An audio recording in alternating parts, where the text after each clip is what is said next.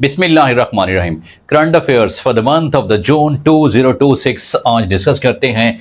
और सबसे पहला बर्निंग करंट अफेयर है, that is MOU between US and Iran. Iran और यूएस के दरमियान मेमोरेंडम ऑफ अंडरस्टैंडिंग जो साइन होता है, बेसिकली ये एक तरह का इलेक्ट्रॉनिक मेमोरेंडम होता है। This is a type of electronic memorandum. Electronic memorandum होता है और ये यूएस और ईरान के दरमियान कब साइन होता है? ये 17 जून 2026 को ये साइन होता है। और कहां पे ये साइन होता है? ये स्विट्जरलैंड में ये साइन होता है। ये स्विट्जरलैंड में ये साइन होता है। और फिर अगर ये देखा जाए तो बेसिकली ये एक तरह का इलेक्ट्रॉनिक मेमोरेंडम था। इसको आप इस्लामाबाद मेमोरेंडम भी कह सकते हो, क्योंकि पाकिस्तान ने भी और साथ में कतर ने भी सालसी का किरदार अदा किया था।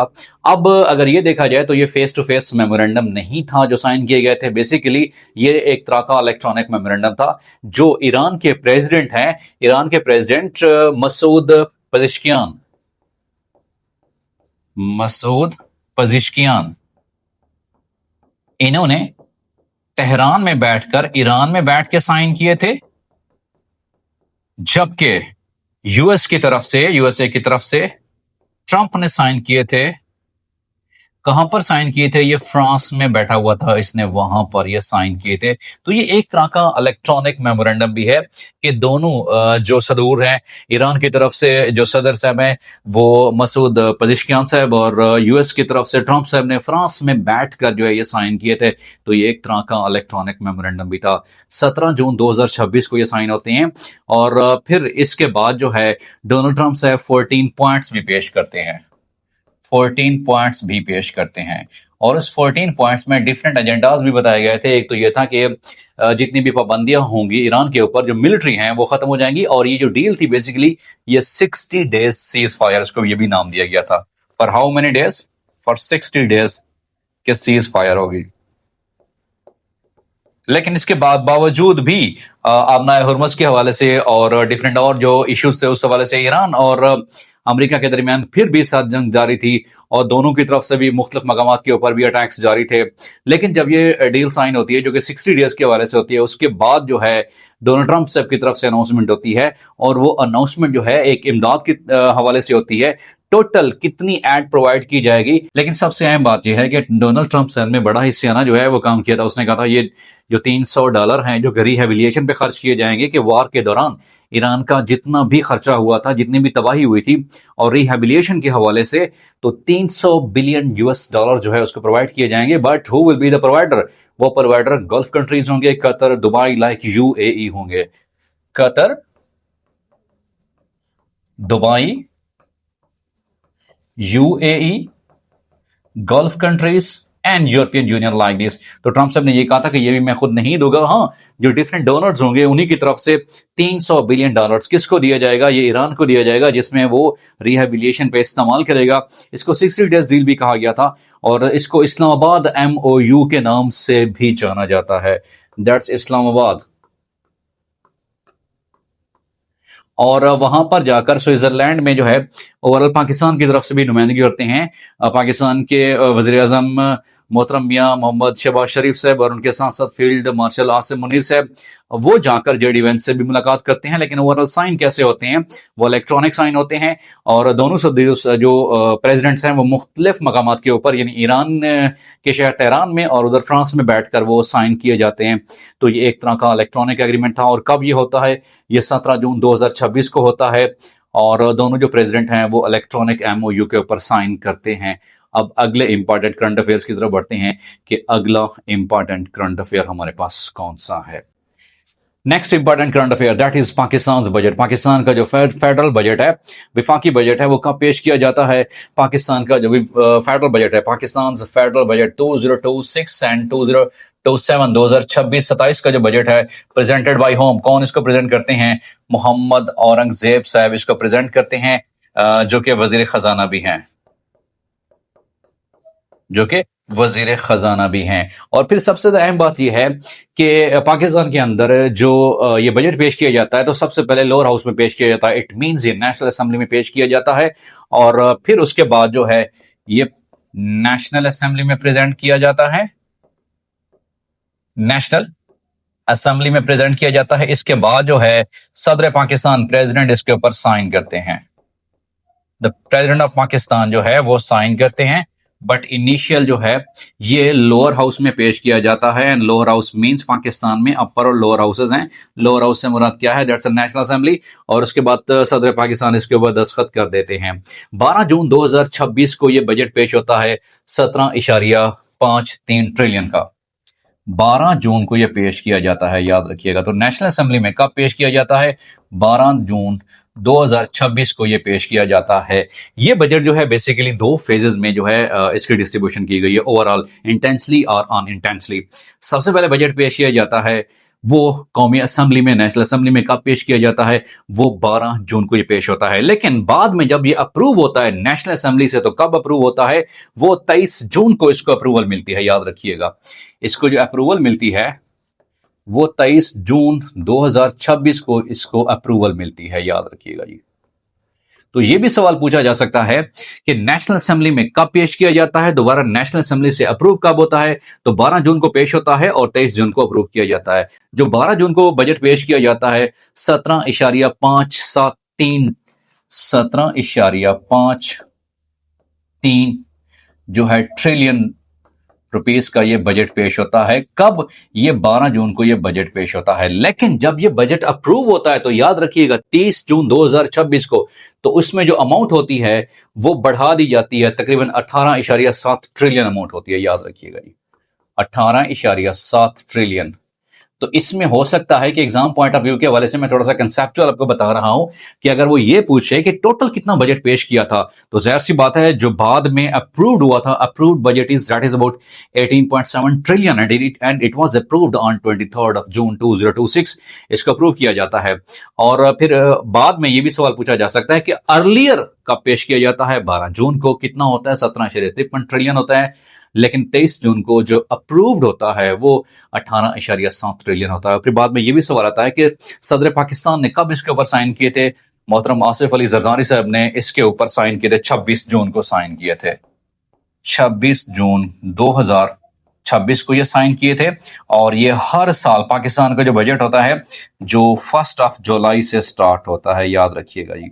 1 जुलाई से लेकर 30 जून तक एक साल का जो बजट पेश किया जाता है। तो पाकिस्तान में साल 2026-27 के हवाले से जो बजट पेश किया गया था उसके जितने भी फैक्ट्स हैं वो यहाँ मैंने बता दिए। सवाल भी पूछा जा सकता है कि डिफेंस के ऊपर कितना बजट रखा गया है? तो याद रखिएगा डिफेंस के लिए 3.1 ट्रिलियन रखा जाता है। डिफेंस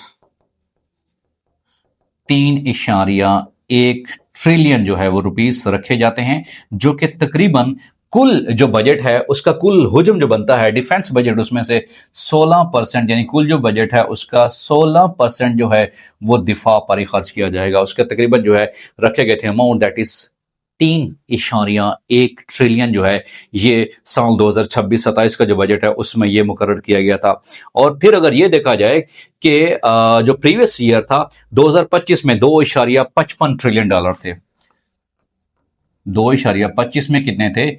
याद रखिएगा ये 2.55 ट्रिलियन जो है रखे गए थे। लेकिन 2026 की जब बात आती है तो दिफाई बजट जो है वो बढ़ा दिया जाता है। उसकी अमाउंट भी है वो भी मैंने मेंशन कर दी है। और फिर ये भी सवाल पूछा जा सकता है कि बजट के अंदर रेवेन्यू टारगेट और टैक्स टारगेट कितना रखा गया है? 15.264 ट्रिलियन जो है ये टैक्स और रेवेन्यू कलेक्शन के हवाले से ये टारगेट मुकर्रर किया गया है कि डिफरेंट टैक्सेस की मद में, जैसे वो वापटा के हवाले से हो, जैसे वो डिफरेंट और आजकल जो टैक्सेशन लगाई गई हैं, तो उस हवाले से जो टैक्स रेवेन्यू जो बजट रखा गया है कि इतना रेवेन्यू हम कलेक्ट कर लेंगे साल 2026-27 के दरमियान। वफाकी हुकूमत की तरफ से ऐलान किया गया था कि 15.264 ट्रिलियन जो है ये जो है टैक्स रेवेन्यू बजट में मुकर्रर किया गया था। तो टैक्स के हवाले से और बजट के हवाले से जितनी भी इंफॉर्मेशन हैं बजट साल 2026-27 के हवाले से जो वफाकी बजट पेश किया जाता है वो तमाम क्वेश्चंस यहाँ पे मैंने डिस्कस कर दिए हैं। हमारी रेगुलर और कंसेप्चुअल क्लासेस ज्वाइन करने के लिए आप नीचे दिए गए व्हाट्सएप नंबर पे कांटेक्ट कर सकते हैं। अब अगले सवाल की तरफ बढ़ते हैं कि अगला सवाल कौन सा है। The next important current affair that is अगला जो करंट अफेयर है that is the new president of United nation general assembly. United nation general assembly के जो नए प्रेसिडेंट इलेक्ट होते हैं वो हैं खलीलुर रहमान साहब। और इनका ताल्लुक कहाँ से है? इनका ताल्लुक बांग्लादेश से है। इनका ताल्लुक बांग्लादेश से है। बेसिकली ये 81 जो है सेशन चल रहा होता है, 81वां जो सेशन चल रहा होता है यूनाइटेड नेशन जनरल असेंबली में, तो इसमें जो है इनकी नॉमिनेशन होती है और ये बाकायदा तौर पर अपना जो ओहदा संभालेंगे, चार्ज संभालेंगे 8 सितंबर 2026 से बाकायदा ये अपना चार्ज संभाल लेंगे। 8 सितंबर 2026 से लेकर 8 सितंबर 2027 तक ये अपने ओहदे पर बरकरार रहेंगे, क्योंकि 1 साल की मुद्दत होती है। और अगर ये देखा जाए कि टोटल जो वोटिंग्स कितने होते हैं, टोटल वोट्स जो है यूनाइटेड नेशन जनरल असेंबली में, वो 190 वोट्स से, याद रखिएगा जी। सो टोटल वोट्स कितने होते हैं? बास पर ये भी कंसेप्चुअल क्वेश्चन पूछा जा सकता है कि यूनाइटेड नेशन जनरल असेंबली में जो प्रेसिडेंट है उसके इलेक्शंस के लिए, इंतखाबात के लिए कुल वोटों की तादाद कितनी होती है? वो 190 होती है जी, याद रखिएगा 190 होती है। और जो खलीलुर रहमान साहब ने वोट लिए थे वो 99 जो है वो वोट लिए थे, जबकि इसके मद्दे मुकाबिल थे वो दूसरे जो थे, उन्होंने एंड्रेस काकोरियस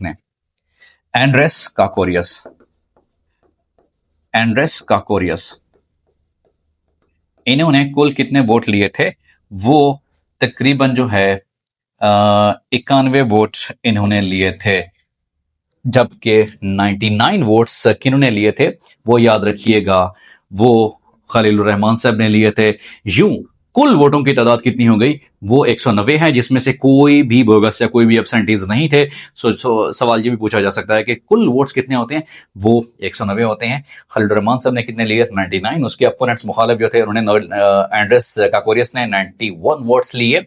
और फिर ये भी सवाल पूछा जा सकता है कि जो current secretary general of United nation है वो कौन से हैं? एंटोनियो गुतेरेस हैं जी। करंट सेक्रेटरी जनरल वो कौन से हैं? Antonio Guterres, Antonio RRESIS, Antonio Guterres हैं, जो कि अपनी सेकंड टर्म एंजॉय कर रहे हैं। और इनका जो ओहदा है ये 31 दिसंबर 2026 को अपने ओहदे से फारिग हो जाएंगे। तो ये भी सवाल पूछा जा सकता है कि करंट जो है secretary general of United nation general assembly वो कौन से हैं? वो याद रखिएगा एंटोनियो गुतेरेस हैं, और जो अपनी सेकंड टर्म एंजॉय कर रहे हैं। और इनका जो टेन्योर है, जो ड्यूरेशन है, वो 31 दिसंबर 2026 को खत्म हो जाएगा, जबकि खलीलुर रहमान साहब अपना ओहदा कब संभालेंगे? 8 सितंबर 2026 को बाकायदा तौर पर वो यूनाइटेड नेशन जनरल असेंबली के प्रेसिडेंट के तौर पर काम शुरू कर देंगे। अब अगले इंपॉर्टेंट करंट अफेयर्स की तरफ बढ़ते हैं कि अगला इंपॉर्टेंट करंट अफेयर्स हमारे पास कौन सा है। The next important current affair regarding sports, that is FIFA world cup 2026 started on. FIFA world cup 2026 कब स्टार्ट होता है? ये 11 जून 2026 को ये स्टार्ट होता है। मैक्सिको, कनाडा एंड यूएस, ये 3 कंट्रीज होते हैं कि जो इसके को होस्ट हैं, और हिस्ट्री में पहली बार हो रहा है। ये हिस्टोरिकल है कि 3 जो है वो कंट्रीज जिसके को होस्ट हैं, जो कि फीफा वर्ल्ड कप को होस्ट कर रहे हैं। तो बेसिकली जो फीफा वर्ल्ड कप है ये 11 जून 2026 को स्टार्ट होता है। इसकी होस्टिंग कंट्रीज की तादाद कितनी है? होस्टिंग कंट्रीज की तादाद वो 3 है, that's Mexico, Canada and United states हैं। और फिर ये सवाल पूछा जा सकता है कि ये 23rd एडिशन है, याद रखिएगा जी। इट इज 23rd ये एडिशन है। और इसमें एक ये भी बात इजाफा की गई थी कि टीमों का इजाफा 32 की बजाय 48 जो है वो टीम्स कर दी गई थी। और इसमें जो फुटबॉल इस्तेमाल हुई है उसका नाम ये भी पूछा जा सकता है। ट्रियांडा उसका नाम था, याद रखिएगा जी। जो फुटबॉल इसके अंदर इस्तेमाल हुई है दैट इज ट्रियांडा। जो फुटबॉल इसके अंदर इस्तेमाल हुई है फीफा वर्ल्ड कप 2026 में जो फुटबॉल इस्तेमाल हुई है वो उसका नाम क्या है? उसका नाम है ट्रियांडा है, जो कि ये फीफा वर्ल्ड कप 11 जून 2026 से ये स्टार्ट हो रहा है और 19 जुलाई तक ये चलता जाएगा। 19 जुलाई तक ये चलता जाएगा। और शुम्य किस्मत ये कि पाकिस्तानी फैंस की तरफ से पाकिस्तान के जो जानी पहचानी हुई फुटबॉलर शख्सियत हैं रोनाल्डो, वो भी और उसकी टीम भी इस टूर्नामेंट से आउट हो जाते हैं। फीफा वर्ल्ड कप के हवाले से जो मुमकिन सवालात हैं कि इसका ये कौन सा एडिशन है, इसका याद रखिएगा ये 23rd एडिशन है और फिर इसके 3 होस्टिंग कंट्रीज हैं, कौन कौन से, मैक्सिको, कनाडा एंड यूएस। 11 जून से 19 जुलाई 2026 तक ये इवेंट हेल्ड किया जाएगा और इसमें टोटल जो टीम्स थी उनकी तादाद कितनी थी, पहले हुआ करती थी 32 लेकिन अब बढ़ाकर उसको 48 कर दिया गया था और इसमें जो फुटबॉल इस्तेमाल हुई है उसका एक स्पेसिफिक नाम भी है, दैट इज ट्रियांडा उसका नाम है, जो कि यहाँ पे मैंने मेंशन भी कर दिया है।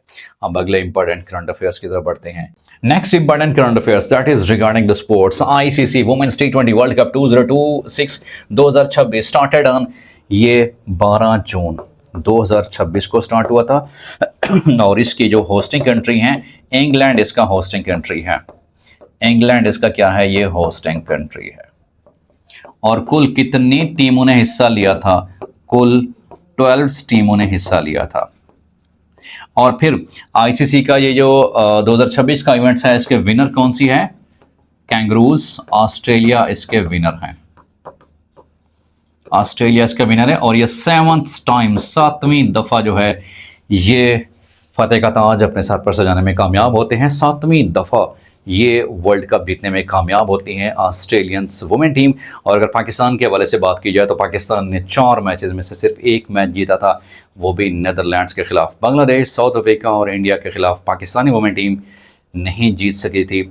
लेकिन आने वाला जो ये इवेंट होगा जो कि 2028 में होगा, उसकी होस्टिंग जो है वो पाकिस्तान के पास होगी।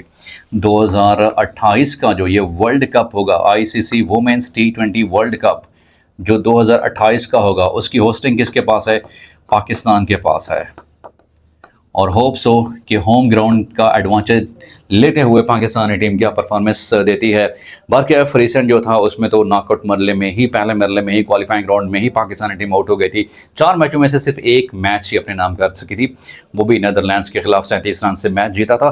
बाकी जो तीनों मैच थे जो साउथ अफ्रीका, इंडिया और बांग्लादेश के खिलाफ थे, वो पाकिस्तानी टीम हार गई थी।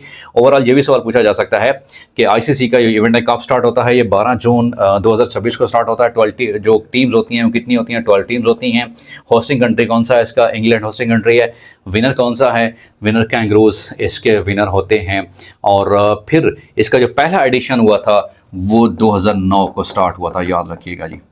The first edition it was started in, पहला जो एडिशन है ये कब स्टार्ट होता है, ये 2009 में ये स्टार्ट होता है। तो ICC women's T20 world cup के हवाले से भी जितने कंसेप्चुअल क्वेश्चंस थे वो यहाँ पर मैंने मेंशन कर दिए हैं।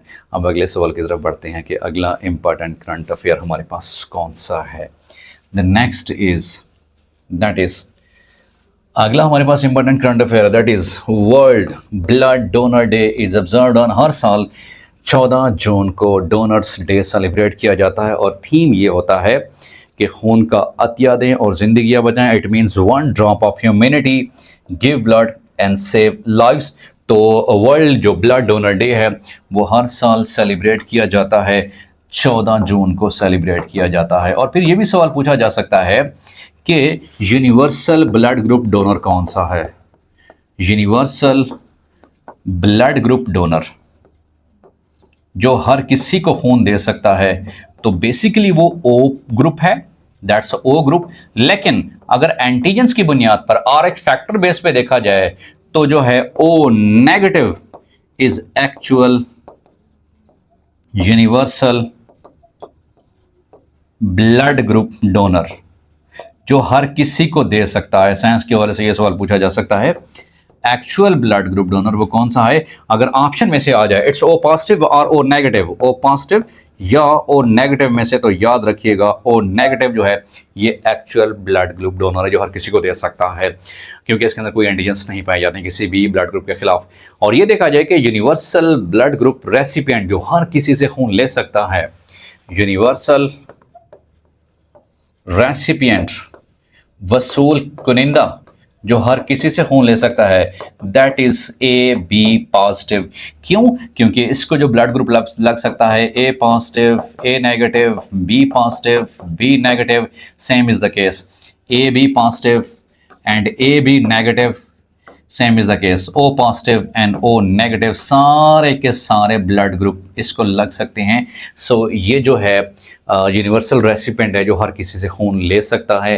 तो साइंस की वजह से ये भी सवाल पूछा जा सकता है यूनिवर्सल डोनर कौन सा है, यूनिवर्सल रेसिपिएंट कौन सा है, और ब्लड ग्रुप्स टोटल कितने होते हैं। तो टोटल ब्लड ग्रुप्स ए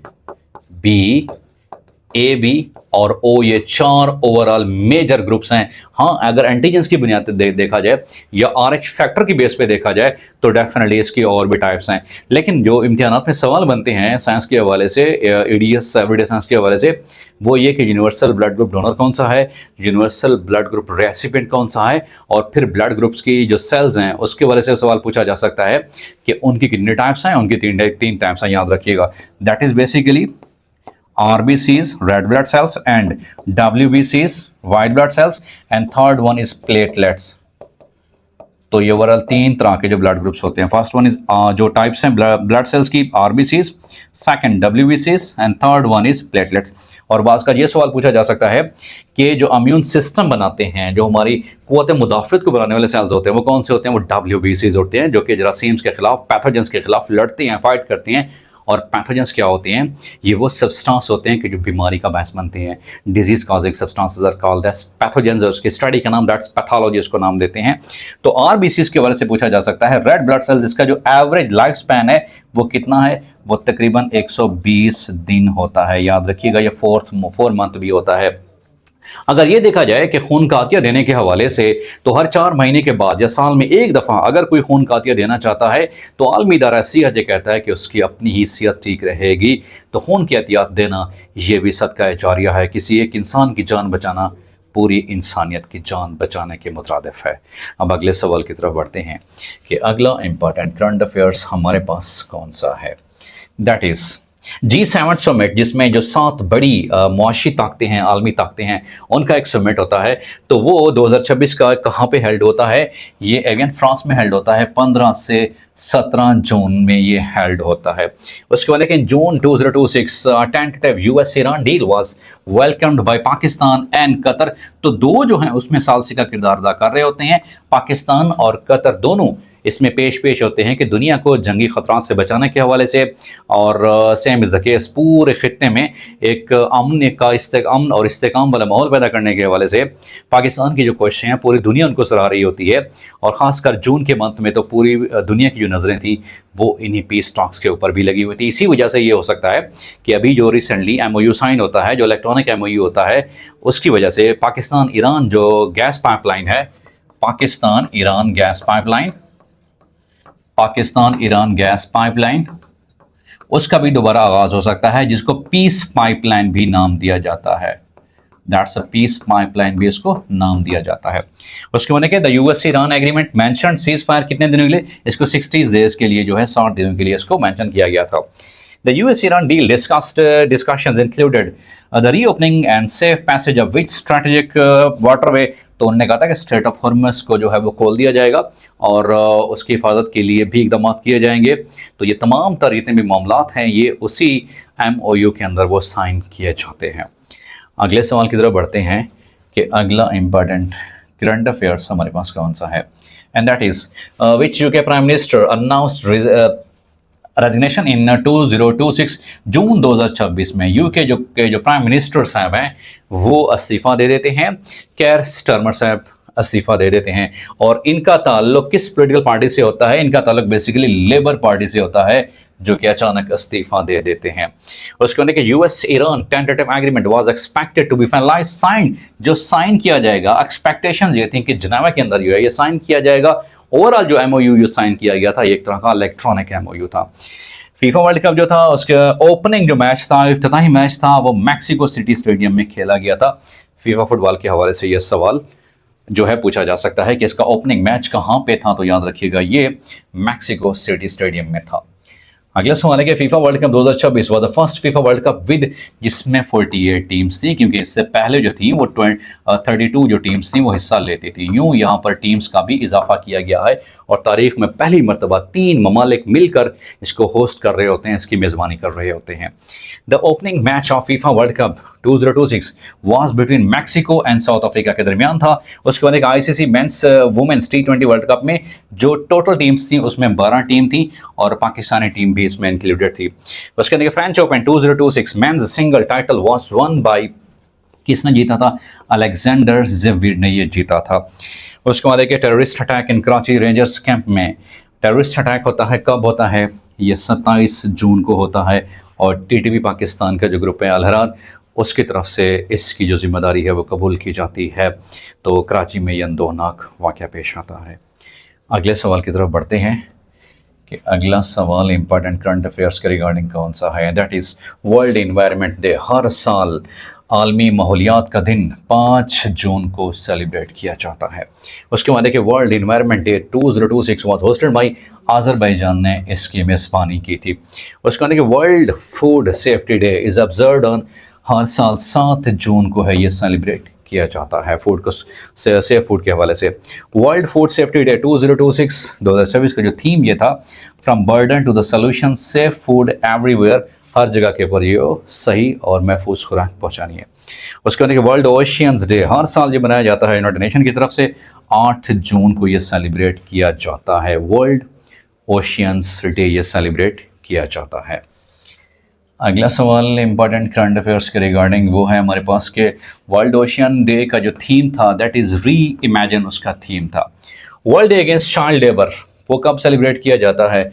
12 जून को सेलिब्रेट किया जाता है कि बच्चों से जबरी मुशक्क़त काम नहीं करना चाहिए। उसके बाद है कि वर्ल्ड रेफ्यूजी डे, पनाहगज़ीनों का दिन जो है वो 20 जून को हर साल सेलिब्रेट किया जाता है।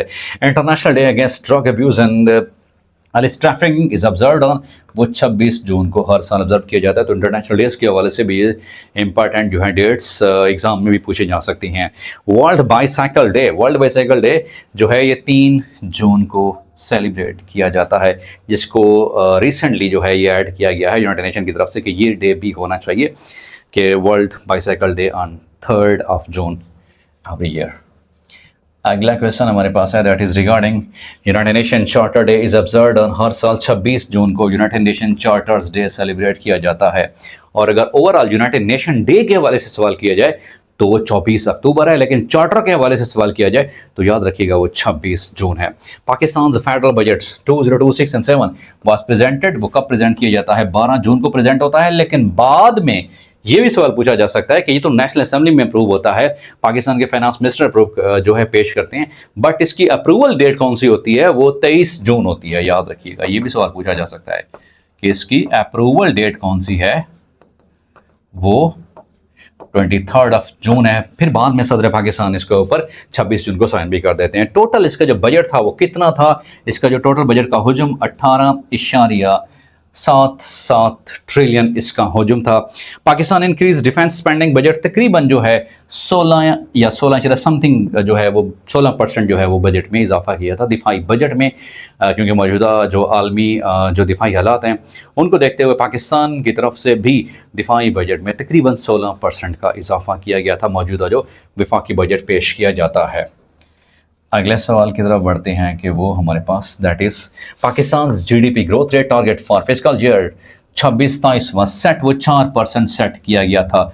और उसके बाद बजट के हवाले से पाकिस्तान इन्फ्लेशन रेट, महंगाई का जो रेट है वो कितना मुकर्रर किया गया था? 8.2% जो है इन्फ्लेशन रेट मुकर्रर किया गया था। और पाकिस्तान, और ये भी हो सकता है कि ख़ासकर जो अभी वार्स का जो इख्तिताम हुआ है, जो MOU साइन हुआ है, हो सकता है कि पाकिस्तान में महंगाई का तनासुब कम हो सके। उसके बाद कि पाकिस्तान पर कैपिटा इनकम 2025-26 में रिपोर्ट जो की गई थी वो कितनी थी? तकरीबन $1901 थी। Gilgit Baltistan general election 2026 were held on, ये 7 जून को ये हेल्ड होते हैं और इसमें सबसे ज़्यादा सीट्स लेने वाली पार्टी कौन सी होती है? पाकिस्तान पीपल्स पार्टी सबसे ज़्यादा जो है वो सीटें लेने वाली पार्टी बन जाती है। Which party must as largest, बिल्कुल लार्जेस्ट जो है इसमें पीपल को कौन सी बनती है party, political party? That is Pakistan Peoples Party सबसे ज़्यादा जो है वो सीटें लेने में कामयाब होती है। और यही वजह है कि जो नया CM जो इलेक्ट होता है, चीफ मिनिस्टर गिलगित बल्तिस्तान, वो भी पीपल्स पार्टी से ही होता है। अगले सवाल की तरफ बढ़ते हैं that is the fourth R4 foreign ministers meeting was held in, ये कैरियो के अंदर ये मुनक़िद होती है। और पाकिस्तान की तरफ से Pakistani leader attended R4 foreign ministers meeting. Ishaq Dar साहब जो कि पाकिस्तान के फॉरेन मिनिस्टर भी हैं और पाकिस्तान के डिप्टी प्राइम मिनिस्टर भी हैं। भास्कर जी भी सवाल पूछा जा सकता है कि who is the deputy prime minister of Pakistan, वो शख्सियत कौन सी हैं? इसहाक डार साहब हैं। उसके बाद है कि the 12th round of Pakistan Russia joint working group to counter international terrorism was held in, ये इस्लामाबाद के अंदर ये मुनक़िद किए जाते हैं। उसके बाद है कि first high level talks under Islamabad MOU concluded in, ये स्विट्ज़रलैंड के अंदर जो है इसका इख्तिताम होता है और 60 दिन के लिए सीज़ फायर का ऐलान किया जाता है। लेकिन इसके बावजूद भी ईरान और USA के दरमियान सर्द जंग अभी तक जारी है। Under Islamabad MOU talks, the roadmap towards a final deal was set within 60 days के अंदर हम फाइनल जो है रोड मैप भी बना लेंगे, यानी 60 दिन के 60 दिनों के लिए तो तकरीबन ज़रूर सीज फायर होनी चाहिए। तो ये जो इलेक्ट्रॉनिक MOU था उसके ऊपर ये साइन के हवाले से पूछा जा सकता है। उसके बाद है prime minister Shehbaz Sharif address the passing out ceremony at which institution, 2026 में पाकिस्तान नेवल एकेडमी में ये पासिंग आउट परेड हो रही होती है। उसके जो चीफ गेस्ट होते हैं वो भी यही पाकिस्तान के प्राइम मिनिस्टर मियां मोहम्मद शहबाज शरीफ ही होते हैं। उसके बाद the chief of naval staff who receive the prime minister eight naval academy, किसने रिसीव किया था? एडमिरल नवीद अशरफ साहब ने रिसीव किया था। उसके बाद Meta has topped to home as a new head of WhatsApp, WhatsApp के जो नए हेड हैं वो कुनाल शाह उनका नाम है। पूछा जा सकता है कि इनके जो नए CEO हैं, इनके नए जो हेड हैं CEO, वो कौन से हैं? कुनाल शाह उसका सही जवाब है। अगले सवाल की तरफ बढ़ते हैं, that is on which date Iranian president visit Pakistan, 23 जून 2026 को ईरानी सदर जो है मसूद पज़ेश्कियान ने पाकिस्तान का सरकारी दौरा भी किया था। उसके बाद इन June 2026 which country was affected by severe earthquake, Venezuela के अंदर इंतहाई 7.5 तकरीबन रेक्टर स्केल के ऊपर ये इंतहाई अफसोसनाक अंदोहनाक जो है नेचुरल डिज़ास्टर हेल्ड होती है, ज़ल्ज़ला आता है और उसमें काफ़ी ज़्यादा अमवात होती हैं। यूनाइटेड नेशंस भी इसको रिपोर्ट करता है और पूरे मुल्क में जो है एक नेशनल एमरजेंसी भी अनाउंस कर दी जाती है। तो ये जून 2026 में वेनेजुएला में ये एक इंतहाई जो है नेशनल डिज़ास्टर वो हैपन होती है। अगला सवाल हमारे पास है in June 2026 which country sign defence cooperation agreement with Ukraine, Ukraine के साथ कुवैत ने जो है ये मुआहदा किया था। उसके बाद on which date officially PIA Pakistan international airline के जितने भी वो असासाजात थे उनको आउटसोर्स कर दिया गया था, मैनेजमेंट कंट्रोल दिया गया था। किसको दिया गया था? RF हबीब ग्रुप को दिया गया था। कब दिया गया था? 29 जून 2026 को। और रिसेंटली ये भी अनाउंस किया गया है कि जो फैसलाबाद पावर इलेक्ट्रिक कंपनी है उसको भी आउटसोर्स किया जाएगा। रिसेंटली अनाउंसमेंट ये भी की जा चुकी है आउटसोर्सिंग के हवाले से। अगला सवाल हमारे पास है, that is every year world olympics day is observed on 23rd of June, हर साल 23 जून को वर्ल्ड ओलंपिक्स डे सेलिब्रेट किया जाता है। Who is the current opposition leader of Gilgit Baltistan, GB के जो करंट लीडर ऑफ अपोजिशन है लेजिस्लेटिव असेंबली के, कानून साज असम्बली के, हाफिज़ुर रहमान सही जवाब है। What is the total outlay, जो कुल हुजूम है बलूचिस्तान बजट का कितना है? 1089 बिलियन है। Balochistan 2026 and 7 budget was presented on, ये 17 जून को प्रेजेंट होता है, जबकि KPK का जो बजट है वाज प्रेजेंटेड ऑन, कब प्रेजेंट किया जाता है? ये 19 जून को प्रेजेंट होता है। तो ये डिफरेंट डेट्स के वजह से भी सवाल पूछे जा सकते हैं कि कौन सी असम्बली में कौन सा बजट जो है पेश होता है और किस प्रोविंस में किस डेट को जो है बजट पेश किया जाता है, उसका हुजूम कितना होता है, ये भी पूछा जा सकता है। अगले सवाल की तरफ बढ़ते हैं कि अगला important current affairs, that is the Punjab provincial budget for the 2026 financial year was presented by June 16 2026 को ये प्रेजेंट किया जाता है। और जितने भी सरकारी एहलकार हैं उनकी तनख्वाहों में 7% इजाफा किया जाता है और जो पेंशनर्स हैं उनके लिए तो इंतहाई 3.5% इजाफा किया जाता है। उसके बाद देखिए करंट इंटरेस्ट रेट, जो इंटरेस्ट रेट है सूद की जो शरह सूद है कितनी है? वो 11.5% मुकर्रर की गई है। करंट GDP जो ग्रोथ रेट है वो कितनी है पाकिस्तान के हवाले से? 3.7% है।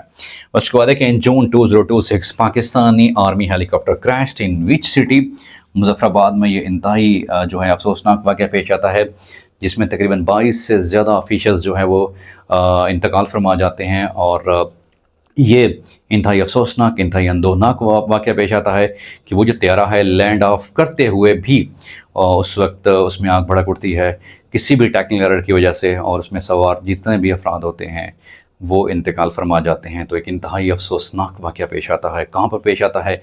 ये मुजफ्फराबाद में पेश आता है, जिसमें तकरीबन 16 से ज़्यादा सिपाही और दूसरे रैंक के जो ऑफिसरान हैं वो भी इसमें शामिल होते हैं, वो भी जाम शहादत नोश कर जाते हैं। उसके बाद है कि what is the poverty rate according to the economic survey of Pakistan 2025-26 के हवाले से वो क्या है? वो 28.9% है। But this is the report according to 2025 and 6 2025-26 का जो सर्वे है वो ये कहता है पाकिस्तान में शरह गुर्बत कितने परसेंट है? 28.9% है। अगले इम्पोर्टेंट करंट अफेयर्स की तरफ बढ़ते हैं। That is who was elected as the new president of Colombia in June 2026? वो कौन से हैं? एबेल्डो एस्पेरिलिया उसका सही जवाब है। Who was elected as a new Prime Minister of Slovenia? वो कौन से हैं? जेंस जेंसा उसका सही जवाब है, जो कि न्यूली इलेक्टेड प्राइम मिनिस्टर हैं। First individual footballer to win the Princess Austria sports award 2026, वो लियन मेसी साहब को जो ये अवार्ड जाता है। और रिसेंटली जो फीफा वर्ल्ड कप होता है उसमें मेसी साहब को ये भी एजाज़ हासिल होता है कि वो फुटबॉल मैच में हैट्रिक गोल करने का एजाज़ भी अपने नाम करते हैं। अर्जेंटीना के ये अजीम फुटबॉलर हैं लियोनेल मेसी साहब के, जो हैट्रिक का एजाज़ भी रिसेंटली जो फीफा वर्ल्ड कप 2026 मुनक़िद किया जा रहा है उसमें ये एजाज़ अपने नाम करते हैं, अजीम footballer. First Arab country to ban social media for the children under age 15, वो कौन सा है? यूएई है। उन्होंने कहा था कि 15 साल से कम उम्र के बच्चों के लिए किसी भी तरह का सोशल मीडिया प्लेटफॉर्म इस्तेमाल करने के ऊपर पाबंदी होगी, बैन होगा। तो ये किस कंट्री, किस अरब कंट्री ने ये रूल पास किया है, ये कानून पास किया है? तो कौन सा है? That is United Arab Emirates, उन्होंने ये पास किया था। Global peace index 2026 top list पे कौन सा है? वो आइसलैंड है, that is in the top list. और पाकिस्तान का नंबर कितना है? तकरीबन 152 जो है ये पोजीशन है पाकिस्तान की। बट टॉप पे कौन सा है? वो आइसलैंड उसका सही जवाब है। अगला सवाल हमारे पास है, that is who has been elected as a second female prime minister of South Korea की सेकंड फीमेल प्राइम मिनिस्टर जून 2024 में इलेक्ट होती हैं? हैन सियांग सोक उसका सही जवाब है। वर्ल्ड मिल्क डे, आलमी शीर का दिन, दूध का दिन, मिल्क डे के हवाले से 1 जून उसका सही जवाब है। उसके बाद देखिए new vice president of FATF के जो नए वाइस प्रेसिडेंट हैं वो विवेक अग्रवाल साहब, उसका सही जवाब है। Next one is operation launched by the Iran against Israel, जो ईरान के ग्रुप्स हैं उनकी तरफ से इसराइल के खिलाफ एक ऑपरेशन लॉन्च किया जाता है। उस ऑपरेशन का नाम क्या होता है? उसका नाम नसर होता है। 8 जून को ये लॉन्च किया जाता है। और इसका कोड वर्ड क्या होता है? हैदर कर्रार इसका कोड वर्ड है, याद रखिएगा। ये पूछा जा सकता है कि जो नसर का मतलब क्या होता है? फतह होता है, नसर मिनल्लाह व फतहुन करीब। तो ईरान की तरफ से जो ऑपरेशन लॉन्च किया जाता है नसर, 8 जून को लॉन्च किया जाता है। कोड वर्ड क्या होता है? हैदर कर्रार उसका कोड वर्ड होता है। Pakistan army aviation crash, Pakistan का जो आर्मी एविएशन है जहाज़ क्रैश होता है 10 जून को ये क्रैश होता है। उस हेलीकॉप्टर का नाम क्या होता है? M117 हेलीकॉप्टर होता है। तो ये भी जून में अंदोहनाक वाक़या पेश आता है कि जिसमें पाकिस्तान आर्मी एविएशन का जो हेलीकॉप्टर है वो क्रैश कर जाता है। कब क्रैश करता है? 10 जून को क्रैश किया करता है। और उस हेलीकॉप्टर का नाम क्या है? दैट्स MI-17 उसका सही जवाब है। Next important current affairs, that is in June 2026 which nominated personality became trillionaire, तो ये खरबपति कौन सी शख्सियत बनती हैं? वो एलियन मस्क साहब बनते हैं। उसके बाद है कि June 2026 Pakistan secure top position on international military drill competition, मशकें थी जो फौजी मशकें, तो उसमें जो कि यूके में हेल्ड हुई थी उसमें पाकिस्तान ने जो है वो टॉप पोजीशन हासिल की थी। In June 2026 who signed an agreement with Saudi Arabia, India ने ये साइन किया थे। उसके बाद है कि field marshal Syed Asim Munir and Turkish commander मैटेन टॉफिल ये कब मिलते हैं? ये 11 जून 2026 को GHQ रावलपिंडी में इनकी मुलाकात होती है। At the GHQ general headquarter कहाँ पे? रावलपिंडी में, याद रखिएगा जी, रावलपिंडी में इनकी मुलाकात होती है। अगले सवाल की तरफ बढ़ते हैं। अगला हमारे पास current affair, that is new chief minister of Gilgit Baltistan वो कौन से होते हैं?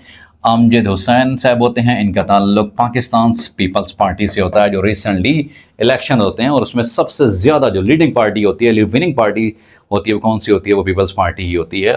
स्पीकर ऑफ गिलगित बल्तिस्तान वो कौन से हैं? वो इमरान हैदर साहब हैं। जबकि deputy speaker of Gilgit Baltistan कौन से होते हैं? मलिक किफ़ायत रहमान होते हैं। और इनका जो ताल्लुक है वो PML नून से इनका ताल्लुक होता है। तो ये भी पूछा जा सकता है कि रिसेंट जो गिलगित बल्तिस्तान में इलेक्शंस हुए हैं, उन इलेक्शंस में नए CM कौन से हैं और स्पीकर्स जो हैं वो कौन से हैं और डिप्टी स्पीकर कौन से हैं। तो नए CM गिलगित बल्तिस्तान के वो कौन इलेक्ट होते हैं? अमजद हुसैन साहब इलेक्ट होते हैं। इनका ताल्लुक पाकिस्तान पीपल्स पार्टी से है। और स्पीकर कौन से हैं? इमरान नदीम। और डिप्टी स्पीकर गिलगित बल्तिस्तान के कौन से हैं? मलिक किफ़ायतुर रहमान है।